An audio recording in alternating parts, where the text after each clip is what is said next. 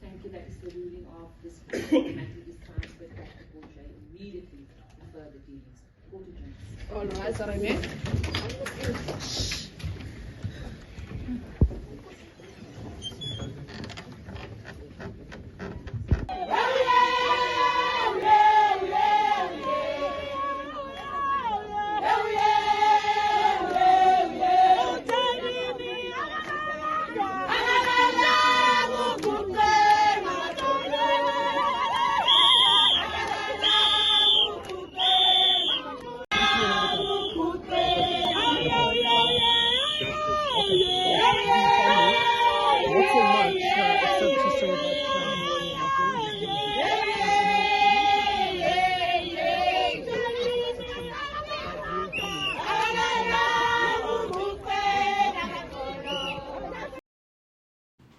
After the court proceedings, the paternal family of Jayden Lee Meek said they would release a statement to the media, while the Dunn family also did not wish to speak to the media.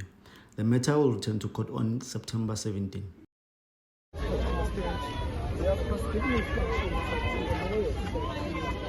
Pressure, but we take every matter seriously, obviously, but being in a position to do what is expected at the right and reasonable time without undue pressure.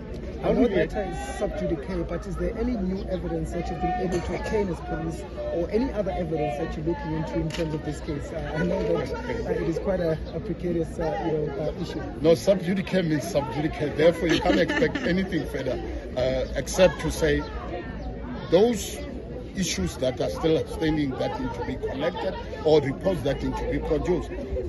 During the start of trial, obviously, they will be available. What is your reaction about the defense basically trying to poke holes in the state's case, saying there were botched evidence and evidence was fabricated by members of the South African Police Service, basically saying there was evidence tampering and the SAPS is framing Tiffany. But I think if you had, especially the closing arguments, when it comes to what the defense tried to portray and what the state put, refuting step by step all the avenues which were tainting or trying to taint the investigation and the process as being flawed. You noted that they've been disputed and they've been simple, clear explanation of step by step what happened. Thank you very much.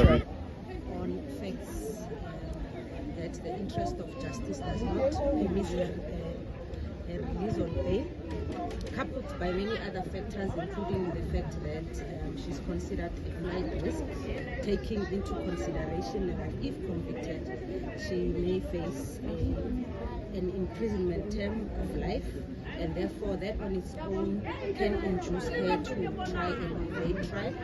That the court has found her to be dishonest in the statements that she has made before the court, and therefore may interfere with the ongoing investigation or try to influence witnesses in this case. Does this give you confidence, though, as the state, that you have a solid case against Tiffany Meek? The investigating officer has so far done sterling work. He was recommended for the work that he has done. We continue to work closely with the investigating officers, the NPA guiding the investigation. But with what we have, with the evidential material that we have so far in the docket, we are confident that there are prospects of a successful prosecution. Those evidential evidence, according to the state, were circumstantial. Do you feel vindicated that based on the circumstantial evidence, you were able to at least keep her behind bars and she went not for Tiffany to get paid? Indeed, the evidence that we have at our disposal thus far is that of a circumstantial nature. Much of that evidence will be divulged during the trial stage. For now, we're dealing with the bail application stage, which the test thereof is that of a balance of probabilities. So going forward as the state, we will have to tighten our case because we will be expected going forward during the trial stage to prove our case beyond any reasonable doubt. Okay, and in terms of just an update of what's going to Me and the family have been instructed to advise that she doesn't feel this is the end of the road for her. We still have the option of bringing a bail application on new facts, or also taking the magistrate's decision on appeal. So Tiffany wants to leave no stone unturned. She insists that I escalate the matter and have a different unit investigate further.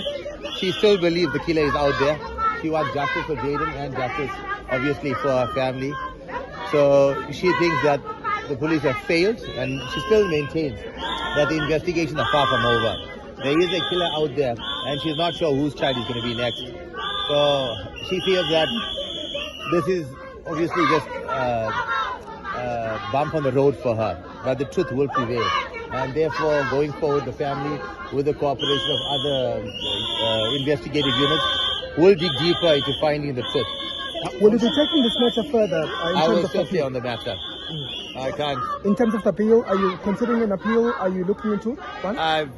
She has instructed me to consider options. At this stage, I will discuss it with the family and her when I visit her in prison, and we'll make an informed decision later. And how is she taking this? She is emotional. She feels she's been betrayed. She feels that the fact that she knows she is innocent and somebody else is out there, the next victim is going to be another child or another parent who has to go through the same thing that she is going through.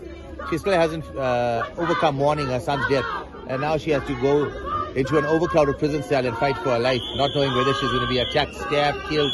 She may never see trial. If the public outcry is causing an influence on social media, she could very well be attacked in prison and killed. This from day one, but we made sure that media get involved and that this case get handled. So you just got here now, just a reaction to what has happened, of course, and how do you feel about the session? Well, I feel very good right now. I know a lot of people are saying this is a small win. This is a big win for us. Every weekend she stayed behind bars was a small win. Today this was a big win. And today we saw that the justice system is for us.